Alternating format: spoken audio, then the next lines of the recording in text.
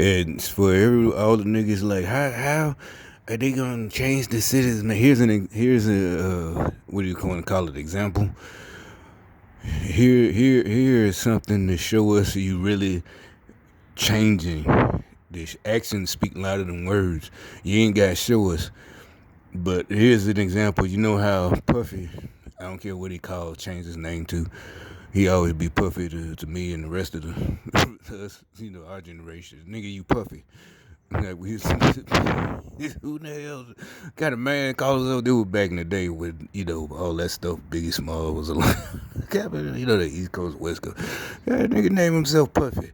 All right. So anyway, you Democrats call y'all high-powered friends. You ain't even got to show us, but we'll see from their actions. Just like they said Puffy was at the Grammys, which nobody watches. But the whole point is they're still putting out this nonsense with their music and all this because he got up there and told, we're not going to take it anymore. We want, this and that, the racism in the industry and the Grammys. And then, it turns out, like I said, I don't do the celebrity gossip, but only when I see that it pertains to all of this gang stalking shit and black people and white people. And so, and it's something prompted Mace to say, well, not something, you know what, his fucking money, right? And he called Puffy, like I said, I don't give a fuck what he changed his name to, Brother Love, nigga, you Puffy. Puff, cream puff, but you always be Puffy, you can't change it. So, anyway, uh,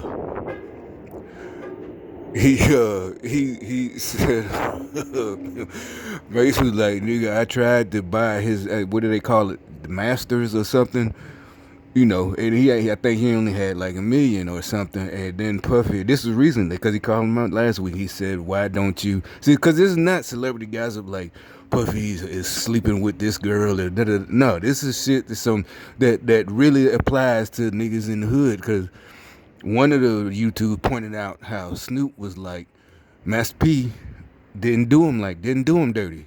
You see the difference between the East Coast and West Coast shit? And I'm talking about back in our day because I remember talking about it as it was happening back in the 90s, whatever.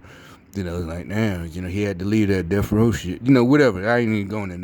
I'm just, this personal conversation between me and my coworkers.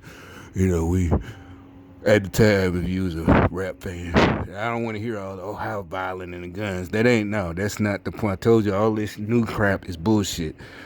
Back then, like I said, it had nothing. It was no different. You could listen to the same music as a black man on your way to work. You didn't have to do drugs, sell drugs. I was in the army, and I could listen to the same fucking song that a nigga selling drugs would listen to, and it motivated me to go do my fucking job and do the best and get promotions and all this and that. I was getting in the army, listening to the same music that the niggas in the hood was listening to. That's why I said I know this new rap, so-called rap, is bullshit, and they're glorifying using drugs, being a junkie. I can't make it in life. I need some, and then you got them. You got these so-called artists literally ODing. The white boy Mac Miller and new guy, another young one, a couple of months ago, ODing. Ain't nobody feeling sorry for you, nigga. You a fucking junkie. You should know better. Y'all glorifying that shit, codeine and oxycodone, whatever the fuck you doing. Like, how in the fuck you on your way to work at 7 o'clock in the morning listening to some of that sad ass music? I had to run away. They got the auto tune. I can't even, mock their ass. There's the 21 Savages and Little Babies and all them whack ass, weak, whack ass, effeminate ass, tight pants wearing bitch ass niggas. You got these little boys. You know what I'm saying? When I was 18, like I said, I'm glad that, the shit was violent, but it was like an action movie. It was like listening to Terminator, only the music in your car. You know what I'm saying? Or Rocky or fucking Rambo. Like I said, made you you going into your work, you can listen to that shit. But this music, is programming.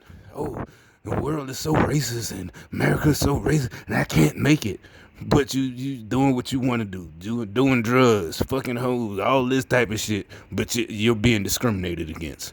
Okay, living with your mama, but you're being discriminated against. The fuck out of here.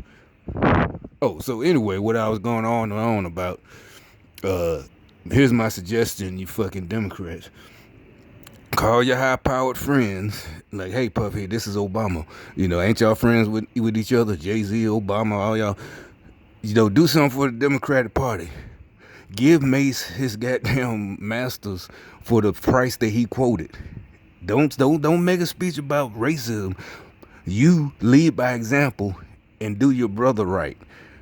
Do him right. Give him his fucking masters and let him make the money.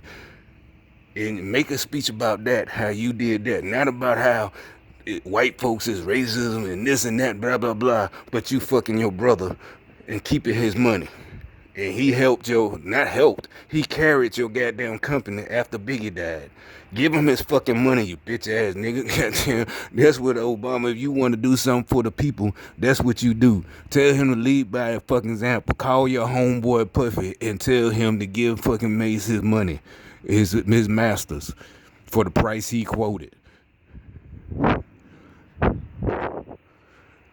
That's a start right there. Stop putting out this shit that you're being discriminated, fucking billionaires and millionaire black folks trying to tell these regular folks that they can't make it. No, tell them, yeah, I made it, you can make it too. But the reason you not saying that the rest of us can make it too, because you didn't make it. You just sold your soul, literally. That's how you know the rest. That's why you're not saying. That's why you said pushing this narrative and don't want the rest of us to try, because you don't want us to see, how you made it. And it's over with. It's over. It's done. Thankfully, this shit didn't last that long. It's over with in half of my lifetime. This shit over with. You know what I'm saying? That's what you do. If you want us to even halfway try to fucking trust you and think y'all motherfuckers gonna do your fucking job for real. Like I said, call your partner and tell him that's a start. So while you up there, still pandering, race baiting, that it's racist and this, and you a fucking billionaire. The fuck out of here. The rest of y'all, Cory Booker and all y'all house niggas, got all these niggas killing each other and still talking about racism and white folks, and we gotta worry about the white folks. Most of us, if we been in shootouts, been shot at, one never been shot at by no white boy. Never. Anybody we know that's dead, it wasn't a white boy. It ain't no sticking up for white people. It's just a fact of what happened, nigga. If you fucking making money as a politician, a fucking celebrity, and you putting out this whack ass bullshit because you got these motherfuckers, what I'm saying is you brainwashing them to have this attitude like they being discriminated against with a chip on their shoulder. And if we try to talk some sense into them, they want to also fight us like we the house niggas, and we ain't gonna take it. We ain't white, so I ain't gotta take it. I ain't no white boy. I could beat your ass. If it get too far, I'm gonna put you down permanently. And like I said, your mama and your sister, your girlfriend, they all gonna be talking about how you was such a good little boy and you had 2 baby mamas on and you was a good father to both of your kids, da-da-da-da-da. But oh well, now you dead. Keep listening to these fuck niggas, these fucktards. I'm telling you, shit, this is the way it's gonna be. I got plenty of energy. It is all for you. All for your punk ass.